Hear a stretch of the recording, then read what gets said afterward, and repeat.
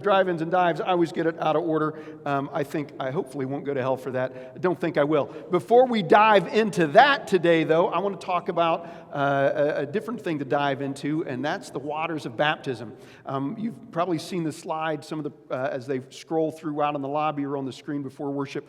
Baptism Sunday at our Pepper Pike campus is April 24th, the Sunday after Easter.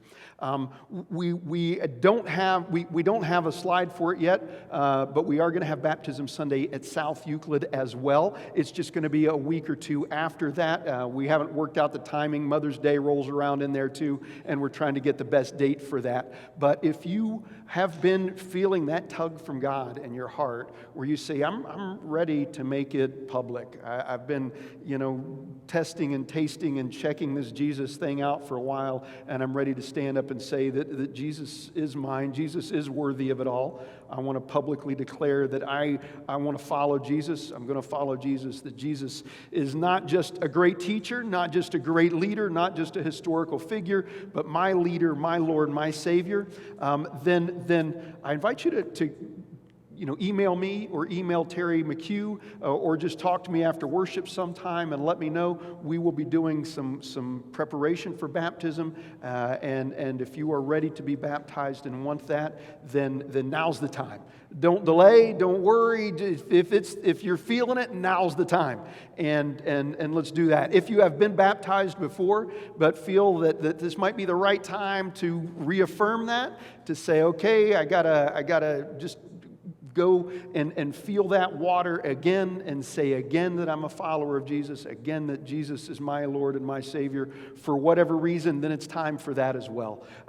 If you're feeling that nudge, don't step on that, okay? Don't let voices push that down in you that say, oh, you don't want to get in the water, you don't want to get up in front of folks, you're not really sure. Just follow it. Follow it. The only one in the world who will prompt you to get baptized is the Holy Spirit. So if you're feeling that nudge in your life, that's God talking to you, and you don't want to turn away from that, okay? All right, so Baptism Sunday's coming up. We should have the exact date for the Baptism Sunday here at South Euclid by next Sunday, and it really doesn't matter which campus you get baptized at. We just like to offer 2 dates and 2 opportunities, one in each of our locations. But let's jump back into the meals of Jesus with diners, drive-ins, and dives. Today, the topic is the gift of a guest. And we're going to, the title might seem a little strange based on the text that Flora read earlier, and we're not going to even get to that until the very, very end, so hold on. But this is one of those situations, Jesus spent so much of his ministry at table with folks. And by the way, just in case you're wondering why the title slide never changes, I don't have any slides for today's message. I just wanted to talk amongst the two of us, so it's not an accident that there are no slides up there, and Grant, who's in the back, does a phenomenal job with the slides. He hasn't gone to sleep. Well, he might have gone to sleep, I don't know, but it won't matter because there aren't any other slides. Jesus spent so much time at table. So much time. There were so many accounts and so many stories. And one of the things, I don't know, when I was growing up watching TV, watching movies, and I didn't really pay attention to the stuff behind the scenes, I thought, well, that's just how the story goes. That's just how the story goes. That's just what happens. But it's not. They're very, very, everything when you see a movie, particularly a good movie or a good TV show, everything that happens on screen, everything that you see in the background is intentional. It's there for a reason. Time frames are very tight. Extra stuff doesn't get added in. And if it does get added in, that means the editor didn't do their job right, and you're going, why is this movie so long? It's intentional. The Gospels are like that too. The stuff that's in the Gospels isn't just there because that's what happened and that's what Jesus did and that's what Jesus said. Jesus' ministry spanned years. And if everything Jesus did and said was in there, John tells us we wouldn't have enough books to fill it all. So much happened. So what is there with intention and with purpose. And so much of what is there is Jesus at table, sharing a meal with folks, some of whom are his followers, some are not yet, some never will be. And life happens there. I loved that when Ian said that. Life happens at the table. Life happens over a meal. And this is another one of those things you might be saying right now, if you listened carefully or if you've read this story carefully, but Scott, there's no meal in this story. The meal is implied here, and that's not an exaggeration, that's not reaching, it's not a stretch. Jesus was an itinerant rabbi. An itinerant prophet as well. He traveled around. He told his disciples, when you go on these missions, don't take extra money with you, don't take extra clothes with you, don't take, extra shoes with you, none of that stuff. You're going to need to depend on the hospitality of the people to whom you're reaching out. And that's what Jesus did. He went from town to town and place to place, and he depended on the hospitality of others to provide food and shelter and those kinds of things. And Martha, this was her house. And she invited Jesus in. And one of the things that's assumed is that she would have provided a meal for him. Probably one of the things that was keeping her busy was either preparation for the meal or cleanup after the meal or serving of the meal. We don't know exactly where they were in the process, but there was a meal in there. For sure, for sure. And so Jesus is here in Martha's house. And there was a meal, there was going to be a meal. And this little vignette ensued. And I want to clarify some things about the story here, because as I have heard this passage preached and taught over the years, and I've heard it a lot. I grew up in the church, and this, for whatever reason, has been a favorite story of pastors and teachers that I've been around for my whole life. And I want to clarify some things, because something often happens, at least in the churches and teachings that I've experienced, which admittedly have largely been white. I don't know if this is true in African American heritage or Asian or Latinx heritage, I don't know, but certainly in the white church I hear this a lot. And that Martha either gets vilified or excused. On the one hand, that Martha she was, just awful. Here was Jesus in her house, and she couldn't be bothered to stop doing the work to sit down and listen to what Jesus had to say. How could she be so foolish? That's one of the things I hear. More often in recent years, I've heard pastors say, well, we can't really be angry at Martha, because if it wasn't for Martha and people like Martha in this world, nothing would ever get done. And they spend the entire message kind of excusing Martha, forgetting about Jesus in the story and trying to justify Martha. That one doesn't surprise me to hear that over and over again, because American culture is so Protestant work ethic oriented. Do, accomplish, achieve, more, stay busy, never, just get as much done as you can in a single day. That Jesus' teaching, and this example, and Luke's teaching by sharing this story, and he's the only one of the Gospels that shares it, it cuts into a lot of modern American work ethic ideas. And this notion that Martha was too busy and Mary chose the better portion, the good portion. We need to get away from all of that. Martha is not condemned here, and Martha is not excused here. Mary is not sort of praised and lifted up as a perfect saint and a perfect person. So let's clarify what's really going on here. First of all, the narrator doesn't condemn, and Jesus doesn't condemn Martha for somehow being neurotically obsessed with things to be done. What is pointed out is that there was a lot to do. There was a lot to do. Martha was the head of the household. Martha was the one receiving. Martha was the one responsible. Jesus was there. Very likely, many of Jesus' disciples would have been there too. That's a lot of people. She's got to make sure there's food for them. She's got to make sure they're greeted and welcomed properly. She's got to make sure there's water to wash their feet, oil to anoint their heads. She's got to make sure that all of the appropriate things are followed. She's got to make sure that sleeping arrangements are taken care of, that all of these things are happening in a household. Some of the households in those days were big. They had multiple generations in the same household. There was a lot to manage. There was a lot to do. And the fact that Martha was attending to these things doesn't make Martha a bad person. Okay? Martha was busy because there was a lot to do. And that's not a bad thing. That's not a bad thing. Mary, on the other hand, sat at the feet of Jesus. Mary was Martha's sister. We don't know whether she lived in that household or was a guest that night too, but we do know they were sisters. And Mary was apparently not helping with the work of hospitality that needed to be done. Instead, she was sitting at the feet of Jesus, at the feet of the prophet, listening to what he had to say, receiving his word. She was attentive to what he was saying. She was listening. And Martha Martha got ticked off by this because there was a lot to do and her sister wasn't helping. Anyone been there? Anyone been there? My brother's been there and my sister have been there a lot with me. Scott's not helping. I was usually helping. I was just very slow at it. My wife has been there. She can do more in a half an hour than I can do in 2 hours when it comes to taking care of household matters. Martha was ticked. And so she goes to Jesus to ask him to intervene in the conflict. And this is the first time that we see this in the Gospel of Luke or in the Gospels. There are two brothers that come to Jesus saying, well, my brother won't share the inheritance with me. They had a property dispute. And Jesus said, don't come to me with that stuff. You all take care of that yourself, all right? This is another domestic dispute. Then you got to almost also hear in Martha's complaint the voice of the older brother.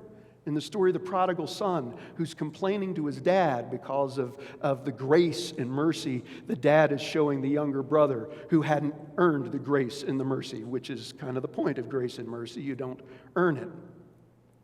And so Mary was violating rules of hospitality by not helping her sister with the domestic responsibilities of being a host. Martha was violating the rules of hospitality by going to the guest and asking him to mediate the dispute that she had with her sister. Martha's question was not really a question for Jesus when he said, Lord, do you not care that my sister has left me to serve alone? Tell her to help me. That wasn't a question. That was an accusation. My sister's not helping, and she ought to be. God, tell her to do it. Jesus, tell her to help. And Jesus declined. Jesus said, Martha, Martha, you're anxious and troubled about many things. That word anxious is used a lot in the New Testament and in the Gospel of Luke, and it usually refers to entanglements and the cares of this world. There are a lot of things in this world that keep us occupied and preoccupied. Some of them important and urgent, some of them not so much, but getting entangled in those things. So Jesus is using words here that he's used before and the gospel writers have used before. And that word troubled, the way it's used here is the only place it's used in the New Testament. And it literally means that she's getting herself in an uproar. You ever get yourself in an uproar over what someone else is doing? You ever do that? You see what they're doing and you get yourself so worked up, you just got to scream. You got to tell them. You got to get them, you got to get things straightened out here. And you go to God and say, God, they're not listening to me. You tell them. You get their attention. And we get ourselves, she's gotten herself worked into this uproar. Her anxiety and her concern are understandable. But her self-preoccupation and resentment led her to break the rules of hospitality. This story, in many ways, this story, Luke and Jesus are refining for us what hospitality means. There is a sense in which Mary and Martha, Luke Johnson points this out in his commentary on the Gospel of Luke, that in many respects, Mary and Martha together represent the ideal of hospitality. Welcoming someone in and attending to their practical needs, feeding them, as Jesus fed the 5,000 when he welcomed them into his space in the wilderness. But there's another dimension to hospitality which Jesus highlights as being kind of the highest, most important level of hospitality. The one thing necessary for hospitality, Johnson says, is attention to the guest rather than domestic performance. Mary was attending to Jesus. The prophet was in her house. She was in the prophet's presence. And what's the best way to welcome a prophet? To listen to what they have to say. That's what Jesus is saying. Hospitality is important. Martha, all of these things you're doing are important. They're real. I know you're busy. But Mary, she's chosen the better portion of hospitality. She's paying attention to what I have to say. Paying attention to the guest, being attentive to the guest, to what the guest really needs, what the guest really wants, rather than just being busy on behalf of the guest. That's the highest level of hospitality. It's the core of hospitality. And of course, Jesus is saying this about himself and receiving him and his presence into our lives. But by his extension, he's saying the same thing about how we receive others in our lives. And so we need to ask the question, in all of our busyness for Jesus, are we paying attention to Jesus? It's easy to get really busy for Jesus, particularly if you're a volunteer in the church or a staff. It's easy. There's always more to do in the church than there are people to do it. Always, always, always. The ministry is always there. It's always, ideally growing. There are always needs that need to be met, tasks that need to be done, and there are always ways to help and always things to do. And it's easy, so easy to get caught up in the busyness of serving God. The busyness of serving God that we forget to pay attention to God. You remember, I don't know if you're old enough, some of you are, some of you aren't. You remember the old WWJD thing? I think that was back in the 90s when that really was popularized. There were little bracelets you could wear and t-shirts and hats. I thought it was really cool. I was doing youth ministry at the time. We did a lot of WWJD stuff. For those of you who don't know, WWJD stands for What Would Jesus Do? And the idea was to have this continual thought process going on in our minds. In any given situation, what would Jesus do? And then we try as followers of Jesus, because the word Christian just means little Christ, to try to do what Jesus would do.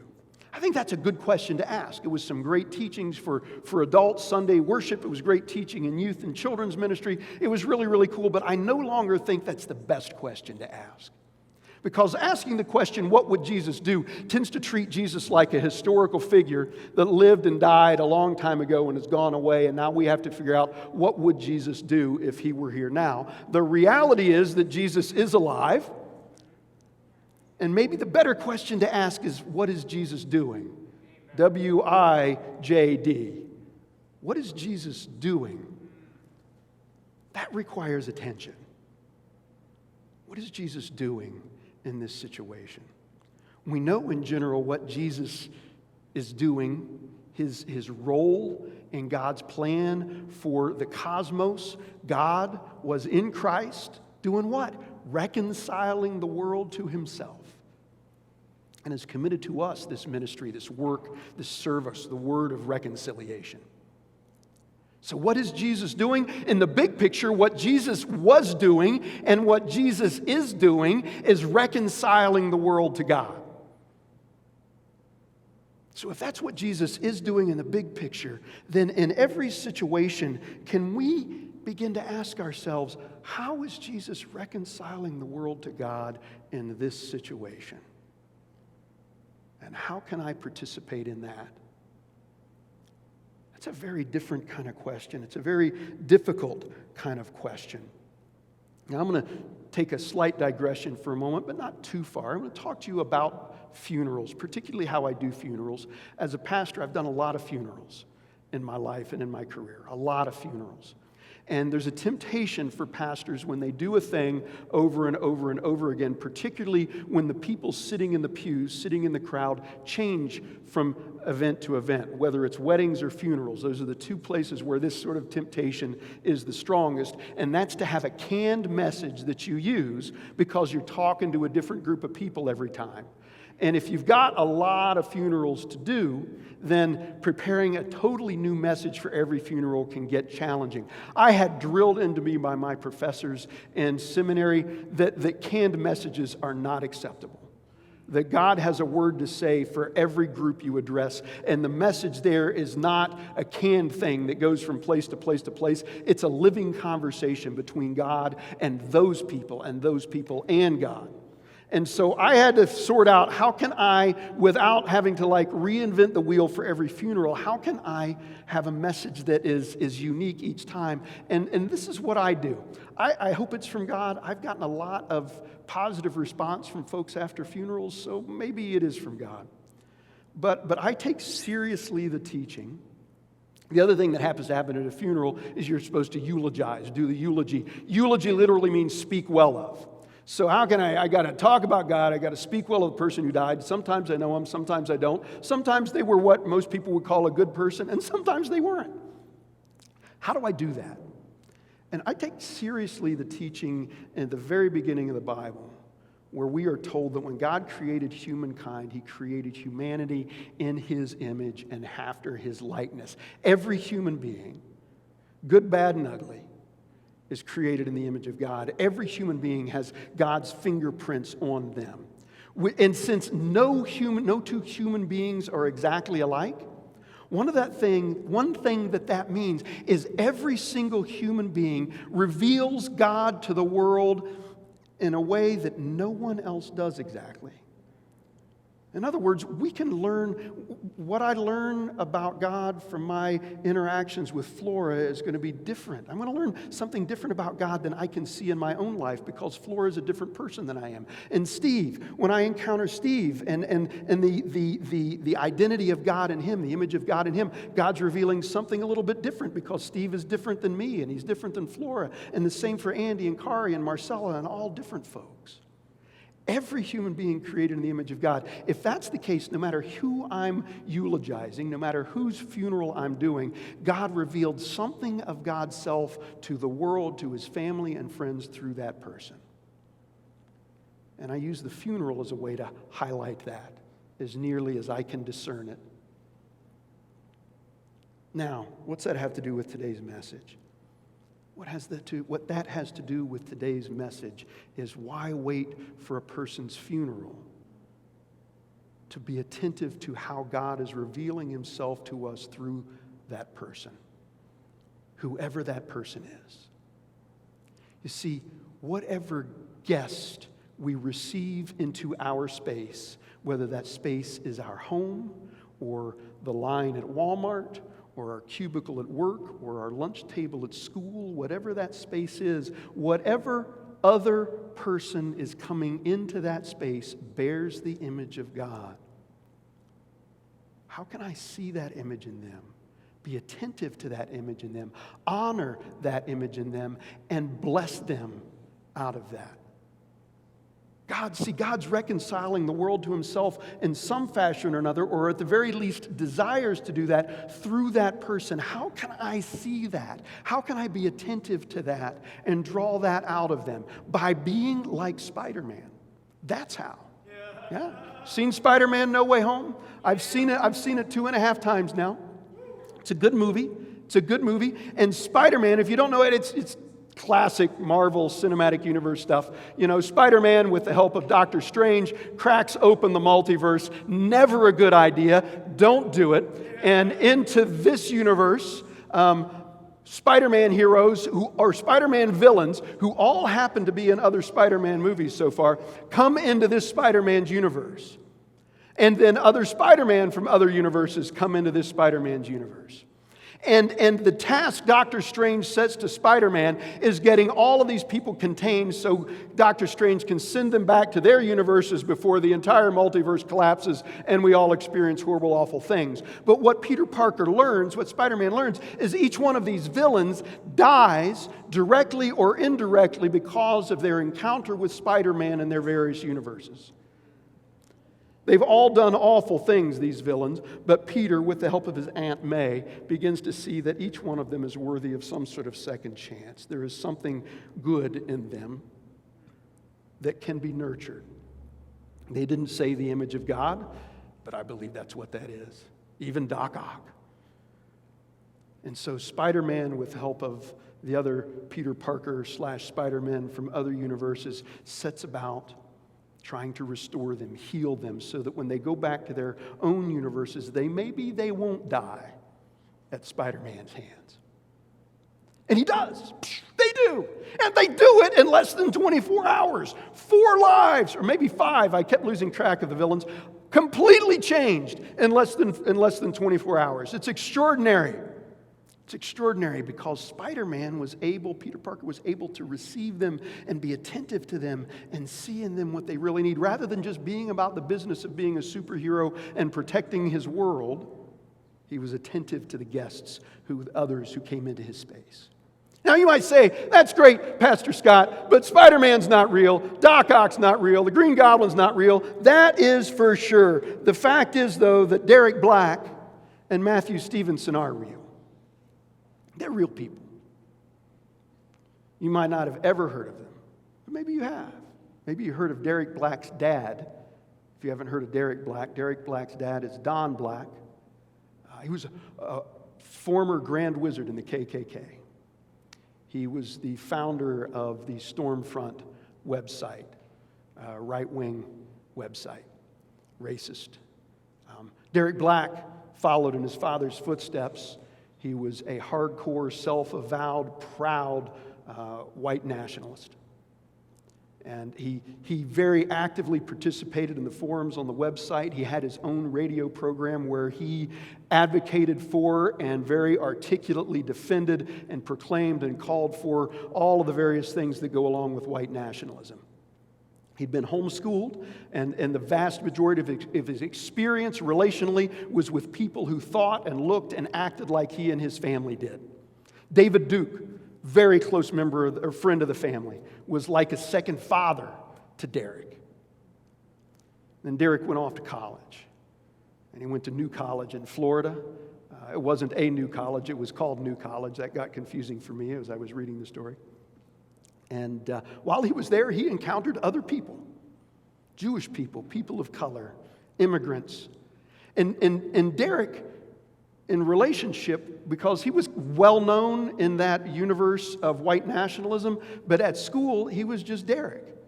And he, liked to talk with his Jewish friend about their mutual love of country music. He did all sorts of things, participated in campus activities. He was kind of quiet, but he was liked. He was well liked. He was personable. And then one year he went off to Germany to study for a semester or a year, I'm not sure. But while he was gone, one of his fellow students discovered who he was. And the forums at New College blew up with Derek Black, white nationalist, student at our school. And there were thousands of comments on that forum, universally condemning Derek Black, calling for him to be expelled from the school, to be rejected and shunned by other students. When Derek finally got back to college the next semester, he was almost universally excluded. When he showed up for student events, people would verbally vilify him. There were some mild cases of assault, I think, people throwing things at him. But he just kept coming. And kind of resigned. He moved off campus, kind of resigned himself to spending the rest of his college time in isolation. But for Matthew Stevenson. Matthew Stevenson was that Jewish guy who shared a love of country music. And the other thing Matthew Stevenson did was every Friday night he hosted a Shabbat dinner in his dorm room. And lots of folks came. Jewish people came, Christians came, hardcore atheists came, straight people came, gay people came, and Matthew would read a few Hebrew blessings, they would share a meal, they would talk about stuff. It was great, and a lot of other folks would go off to party afterwards, but it was Sabbath for Matthew, and he was a very deeply committed, practicing Jewish person, and so he stayed and observed the Sabbath. Matthew knew what it was like to be excluded at New College, though. He'd experienced it himself, shaming that came along from being different because he was different from other folks there. He was an observant Jew among atheists. He was a political conservative in a place of radical liberals. He was an aspiring hedge fund manager in a school of rabid anti-capitalists. In the previous year, while he was a freshman, his roommate plotted radical protests to preserve the environment and composted dinner leftovers in their communal bathroom. Matthew founded the new college's first finance club and invited a speaker to come to campus to talk to folks about Wall Street investing. And in response to this, other students at this nice college used racial slurs toward him about Jews and money. So he knew what it meant to be excluded. And so Matthew Stevenson, he thought to himself, when they excluded me, that didn't do anything to change my mind. It only made me more committed to the direction I was going. If everyone just excludes Derek, he's just going to get reinforced in what he already believes. So Matthew invited Derek to dinner, to his weekly Shabbat dinner. And Derek came. The first night, pretty much everyone else didn't. It was Matthew, who was Jewish, his friend Moshe, who was Jewish, and their friend Juan, who was not Jewish, but a Hispanic immigrant. And they joked about the headlines for the reality show, two Jews and an immigrant hosting a white supremacist for dinner. And Matthew said, we're not going to talk about white nationalism. We're not going to talk about politics. We'll find other things to talk about. And Derek came. And after dinner, when everyone else went to party, Derek and Matthew stayed and sat in the dark because observing Sabbath in the way that Matthew did, they couldn't even use the lights. And they just sat in the dark and talked most of the night. And a year later, after a year of doing this, Derek Black was still posting racist comments on forums, still not just attending white nationalist conventions, but speaking at them. There was no overnight change. But with those weekly dinners and some other folks who continued to receive Derek did change. And now Derek openly rejects white nationalism, openly embraces diversity, openly welcomes and receives immigrants and Jewish people, people of color. And it's cost him his relationship with his family. It's cost him his relationship with all of his previous connections. He's something of an outcast and needs to live somewhat in secret because of the threats that come to him for the things he left behind. Now, here's the thing. It didn't happen overnight, but it did happen. And it happened because Matthew Stevenson and a few others around him, instead of being overwhelmed with the busyness of fighting against racism, it's a good thing to do. Don't hear me wrong. Don't hear me wrong. But he didn't let his busyness of fighting against those things prevent him from taking the time to attend to the guest that was among him, that was in his space. In fact, that he invited into his space. To see past the surface level to what Derek really needed, whether Derek knew he needed it or not, and to show that love to him, that compassion, that relationship. And Matthew said it himself. He said the goal was really just to make Jews more human for him. The goal, he said, was relationship. If you want to read more about that, get Eli Saslow's book, Rising Out of Hatred. It's a fascinating book. But Matthew Stevenson and Moshe and Juan and Allison, who was another person involved in Derek's transformation, they're real people. And they really received and they really loved. And they didn't stop the work of being against racism. They just made space in their lives for receiving a guest and for attending to the image of God, whether they called it that or not, but the image of God that was present in that guest.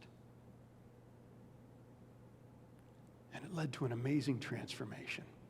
I'm going a little bit over. I apologize for that, but I'm almost done here. We got to remember, as we're about the busyness of serving God, that Jesus said, the second commandment is like the first one. The second commandment, love your neighbor as yourself, is like the first one, which is love God with all your heart, soul, mind, and strength.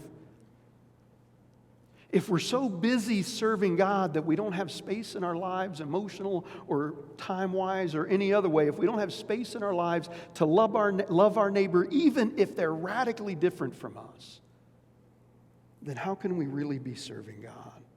If we're so distracted by busyness, so obsessed with working for God that we fail to attend to the guest among us, how can we really be loving God? Instead, we receive them as a gift of God's grace. And that's the amazing thing, one of the amazing things that Jesus did in this encounter.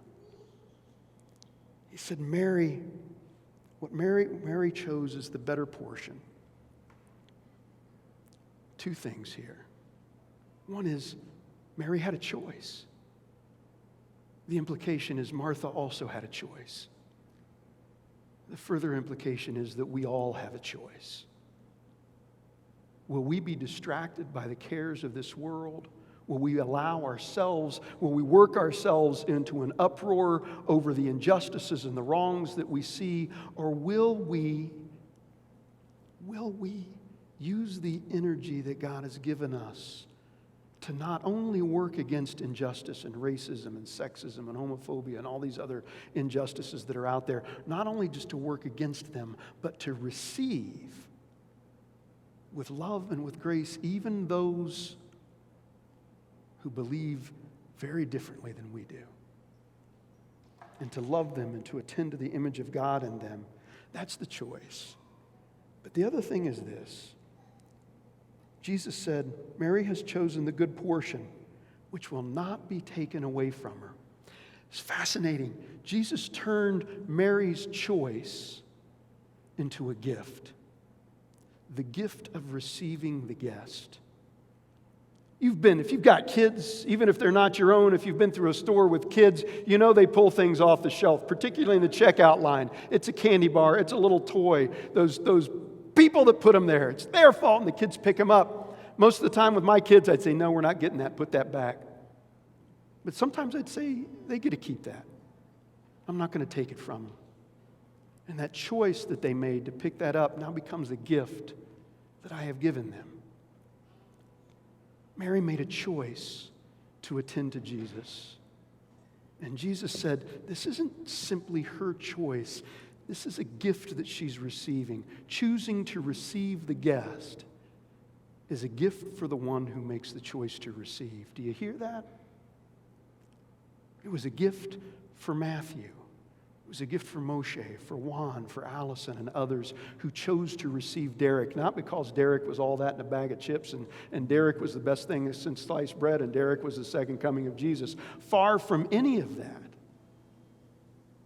But that gift of encountering God in another, even one who is radically different, the gift of being a part of God reconciling the world to himself by receiving at table someone who is so different, that's a gift. That's a gift. What will you choose? In Jesus' name, amen.